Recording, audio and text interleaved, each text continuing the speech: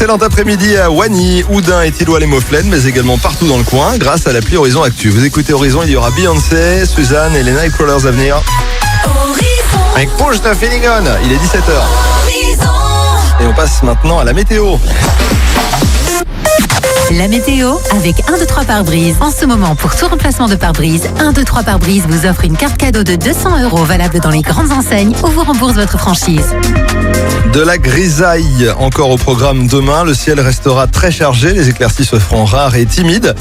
Les températures au lever du jour, 11 degrés à Duisan, 12 à Anzin et Vermelles. Au meilleur de la journée, on prévoit 16 pour Lagorgue ou encore Liévin et Saint-Nicolas. Et le programme pour les jours suivants, jeudi, le ciel se dégagera pour laisser un peu de place aux éclaircies. Le soleil sera surtout bien visible samedi et dimanche. Dimanche où la matinée sera fraîche, à peine 4 à 5 degrés attendus. Et on passe maintenant au retour de l'actu partout dans le monde en français chez nous avec Olivier Fraisse. Bonsoir. Bonsoir Eric, bonsoir à tous. C'était il y a 3 ans, jour pour jour, l'horreur et l'enfer. Le corps sans vie de Lola, 12 ans, était découvert le 14 octobre 2022 à l'intérieur d'une malle. Une découverte macabre dans la cour d'un immeuble du 19e arrondissement de Paris. C'est là que vivaient les parents de Lola. La famille Davier, originaire du Béthunois, officiait à l'époque en tant que concierge. 3 ans après le meurtre de l'adolescente, le procès démarre ce vendredi. Julie Desbois. Hasard ou signe du calendrier judiciaire, le procès de Dabia Benkiret commence en effet ce vendredi 17 octobre et se tiendra jusqu'au 24 octobre, soit quasiment 3 ans après le drame. À l'aube du procès de la meurtrière de sa fille, Delphine Davier-Hôpital, qui s'est peu exprimée depuis la disparition de Lola, réclame des réponses et surtout que justice soit faite. Elle a également fait savoir il y a quelques semaines qu'elle ne réclame pas le huis clos des débats. Identifiée par les caméras de vidéosurveillance de la résidence, Dabia Benkiret, d'une sans domicile fixe de 27 ans aujourd'hui et d'origine algérienne, visée par une OQTF à l'époque, a reconnu avoir violé, torturé et tué Lola après l'avoir entraînée dans l'appartement de sa sœur chez qui elle était hébergée. Le corps de l'adolescente a ensuite été dissimulé dans une malle en plastique avant d'être retrouvé. Jugée responsable de ces actes, l'accusée souffre néanmoins de troubles de la personnalité.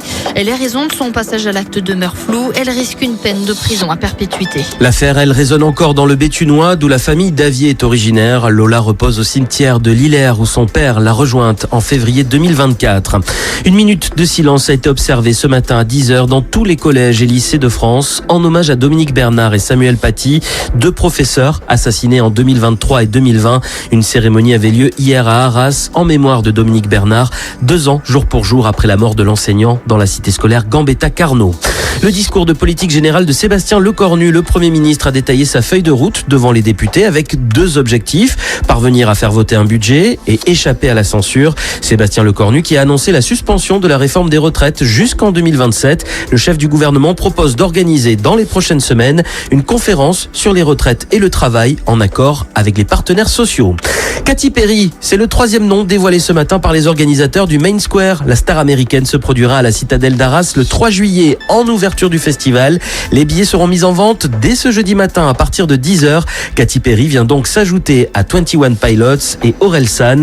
De nouveaux artistes seront dévoilés dans les prochaines semaines. Horizon, radio partenaire officiel du RC Lens. Jean-Paul Lempereur, le président du groupe du même nom, va intégrer le conseil d'administration du RC Lens. Le groupe Lempereur, qui réunit 42 concessions automobiles et emploie environ 850 salariés, est partenaire du club depuis 35 ans. Jean-Paul Lempereur sera nommé officiellement administrateur du RC Lens après validation des associés lors de la prochaine assemblée générale. Une fonction qu'il exercera à titre gracieux. Retrouvez toutes les infos des 100 et or sur lensois.com. Merci.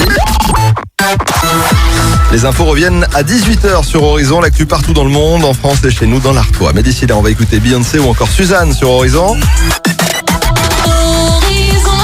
Et plus proche de nous encore, les Nightcrawlers. La dance des années 90. Allez.